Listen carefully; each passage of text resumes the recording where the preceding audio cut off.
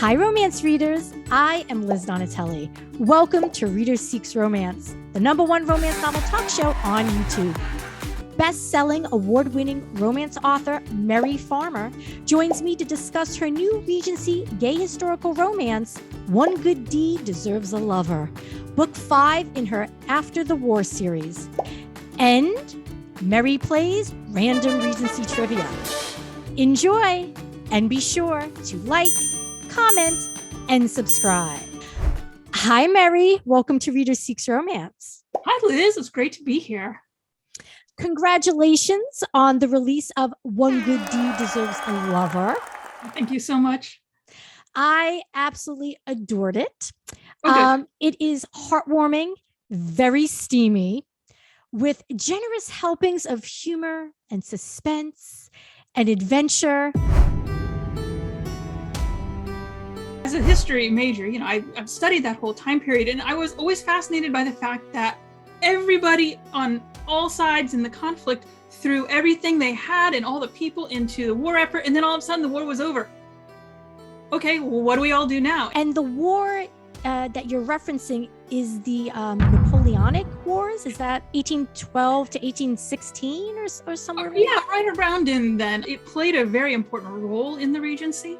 Yeah. These books take place in 1816, right after the conflict was well and truly over. It focuses on the love stories of other men that were all commissioned together in the Navy. Is that how it? Yeah, there's two main ships that all of the men were on. One of them is called the Majesty, and one of them was the Hawk.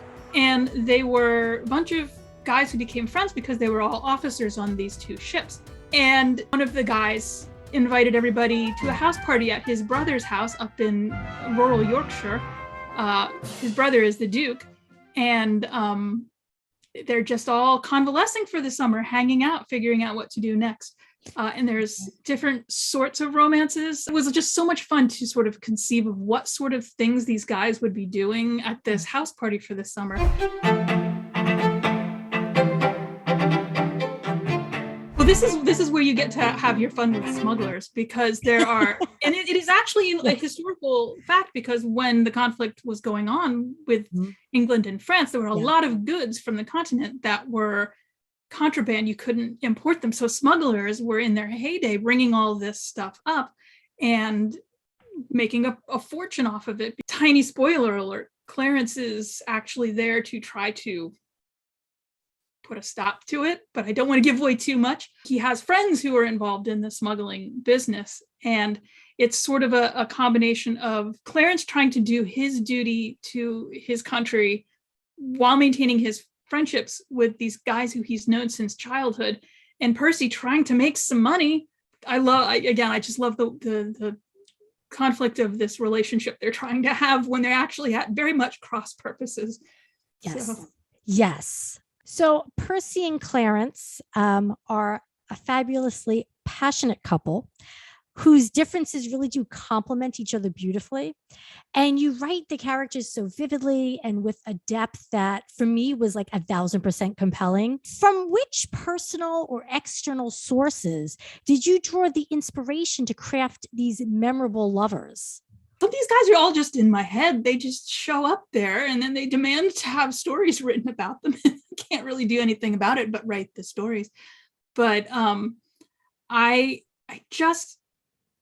don't know. Percy is just, when I conceived of the whole concept for this series, he was there right from the beginning as just sort of the Joker with a lot of depth to him, sort of a character. And I love that whole the guy who is not ashamed of who he is versus the guy who you would like. I guess it's kind of difficult to say, like, the last guy that you would expect actually to be gay.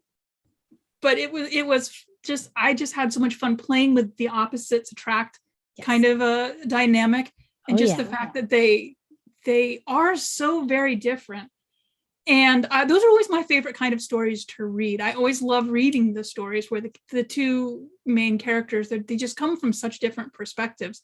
And yet it works somehow. So you mentioned about these characters just kind of show up and take residence in your brain and like write my story. So your characters talk to you. They do. Now, I also, it's funny because it's maybe paradoxical, but I'm like the outliniest outliner who ever outlines. I outline really extensively before I go in to write the books. And then I always end up going off outline at some point while I'm writing, because they tell me something. It's like, oh, no, wait, you thought you knew what I was going to do, but nope, I'm going to go do this instead. I like having the outline because it's like a roadmap. You can, if you go off road, you can still get back to where you need to be. I come up with the characters first. The characters are the first thing in my head. Okay. And the characters in this situation. So it was like, I want to have this very flamboyant, goofy Percy character, and I want to have this very serious, well, I don't know if you can call Clarence serious because he's got his moments, but this guy with a purpose, with a mission. Mm-hmm. And I want it to be a matter of he needs to stop the smugglers and Percy needs the money from the smugglers to survive. And that's sort of where it exploded from there. So yeah, I always tend to come up with the characters first and then the situation they're in, and then the specifics fill in as I go along. It's like, oh, that's what you've got going on. Oh, okay. Oh, right. And I knew right from the beginning, I wanted Percy to do something really, really good and heroic completely by accident and have it be, that's where the title comes from. Just like, he stumbled across that one, but was going to fake it till he make it. So the secondary characters in the story and their love stories are shared in the previous 4 books. They make up a found family and a support system for each other, and they're all coupled off in committed gay relationships. What did your research into LGBT communities of the time, the early 19th century, reveal? I think one of the most interesting things that I've learned throughout my research, because I actually, the first completely series that I did prior to this one was a Victorian series, The Brotherhood. So I started my research around the 1880s, 1890s, and then started to go back in time a little bit. The most fascinating thing that I learned in general is that this entire concept of homosexuality was the word was first coined in the 1870s, and it did not appear in the English language until the 1890s. Prior to that, it wasn't an identity, it was an action. It was a thing that you did as opposed to who you were inside.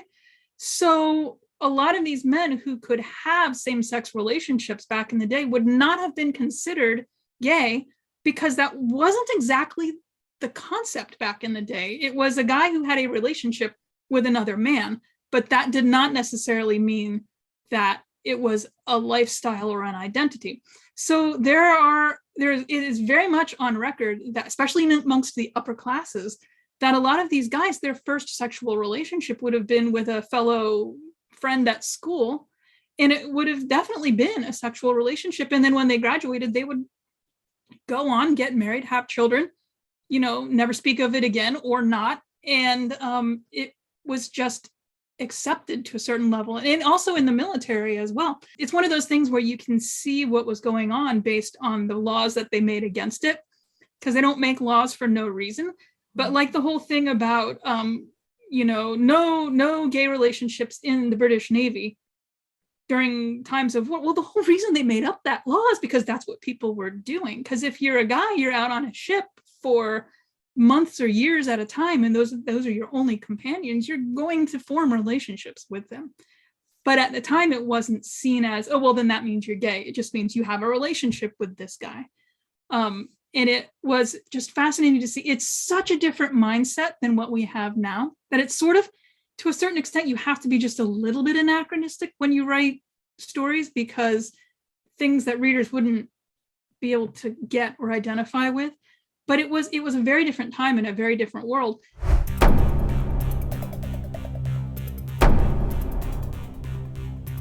In a review on Goodreads, a reader states that, quote, Mary Farmer must have been reincarnated from the Regency era because she portrays it so marvelously.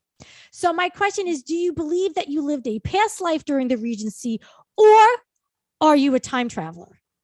Well, even though I was not raised with the belief in reincarnation, I kind of sometimes think that I've been here for a really long time. So who knows? Maybe I was alive back in the Regency, because I have always felt a really great kinship to history. And actually, sometimes I think that maybe I've just been around for so long that all these books that I'm writing are just the stories of the people that I have known for the past couple millennia. So I'm just recounting their stories again.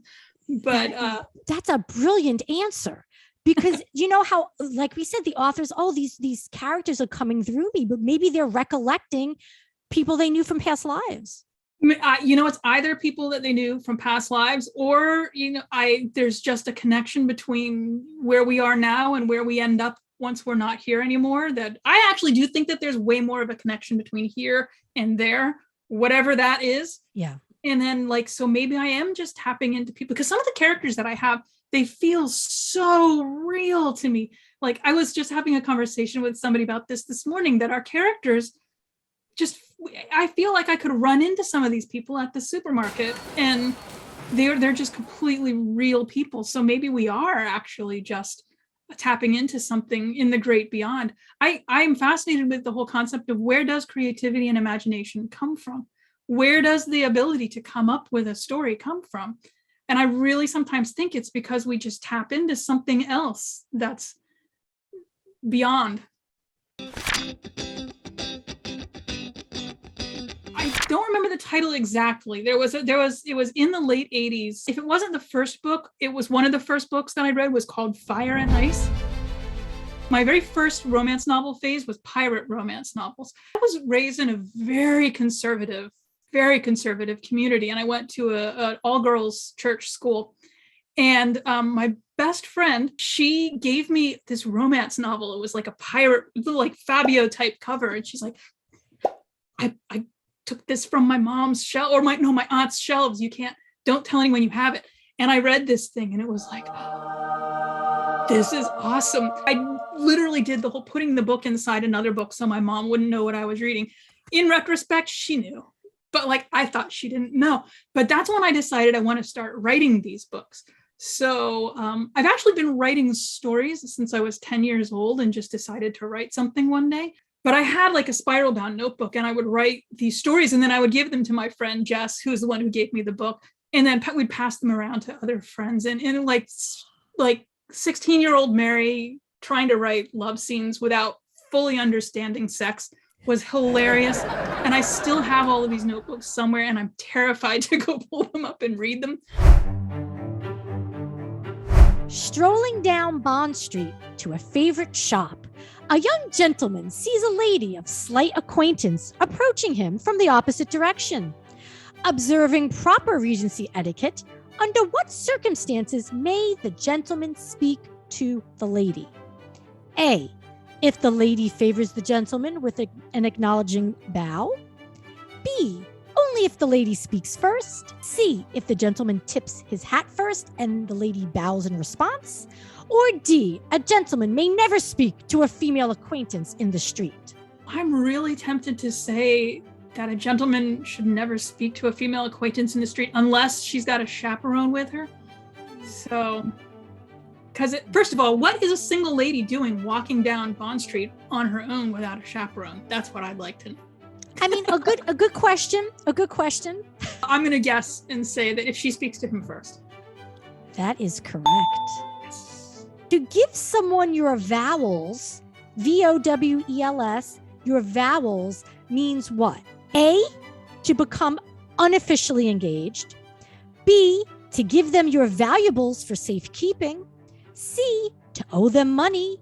Or D, to get someone to put a bet on for you. I've never heard of that one before. I'll go with place a bet on something. No, the answer is to owe them money, the particular vowels being I, O, U. Oh, I should have got that. Should have figured that one out. A popular cure-all of the time was to drink milk mixed with A, seawater, B, water from a fountain at Bath in England, or C, mud. I'm going going to go with water from a fountain in Bath. That sounds good, doesn't it? That sounds like the the answer. Where you went to take the cure and all that stuff. But it's probably going to be something gross. That's the reason that I came up with water from Bath, because I know of its curative properties. The answer is seawater. Milk mixed with seawater. Depends on what's wrong with you. Salt might be a good cure. So it's salty milk. Ugh.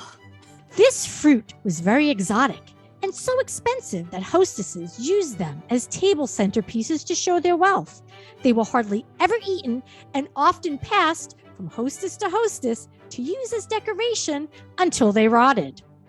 A, coconut, B, pineapple, or C, dragon fruit. Pineapple.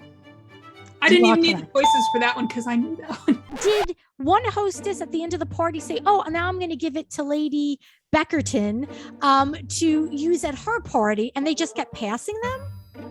But I think that dinner parties and parties like that were such a frequent occurrence because they didn't have TV, so they had to do something to entertain themselves. That it would be like one night it's at this person's house, and the next night you bring it with you when you go to this person's house, or send it with the servants, or something like that. I just think that the dinner parties were so frequent that you could that pineapple had a very exotic and interesting life. Yes, and I think that there should be a scene in a Regency novel in which there is a discussion about, I can't wait for the pineapple to arrive from Lady Beckerton's house because we've got that dinner tonight.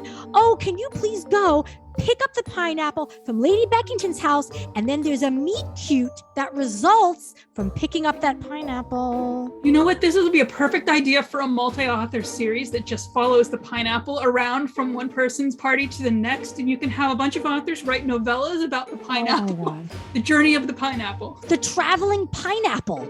The pineapple. The traveling pineapple. Wait, there might be some problems with that. It could be the Brotherhood of the Traveling Pineapple. There you go. Well, that's something I would write. So. I think you have to. And at the back of the Brotherhood of the Traveling Pineapple anthology, you know who to thank. Many thanks to Liz Donatelli for the pineapple. Which item was not on the list of most smuggled items during the Regency era? A, brandy, B, tea, C, chocolate, or what letter am I? or D, Parmesan cheese. Which item was not on the most smuggled list? Well, you stopped at chocolate, and now I'm just thinking, chocolate. So I'm going to say chocolate, just because I know brandy was. Parmesan cheese was from Italy, so they would probably want to smuggle that in because I don't know if they were on good terms with the Italians yet. And tea, everyone was always trying to smuggle tea, right? Tea was the thing to smuggle. Well, your reasoning makes sense. It sounds sound. But the answer is what was not on the list was Parmesan cheese. That was not on the most smuggled list. Chocolate was. Chocolate, brandy, tea. They were... you know what? You say that, I was like, yeah, that was. Now I'm remembering my research. I don't know, I got hung up on the Parmesan cheese. I came up with that because I know ice cream, the popular flavor of ice cream was Parmesan cheese ice cream back then. Yeah, back before it was chocolate, vanilla. And... Right. So I figured I'll throw in Parmesan cheese to trick Mary. Well, Mary, this has been a sincere pleasure. You are a delight. Thank you for spending time with me here on Reader Seeks Romance. Oh, thank you so much. It's been great to be here.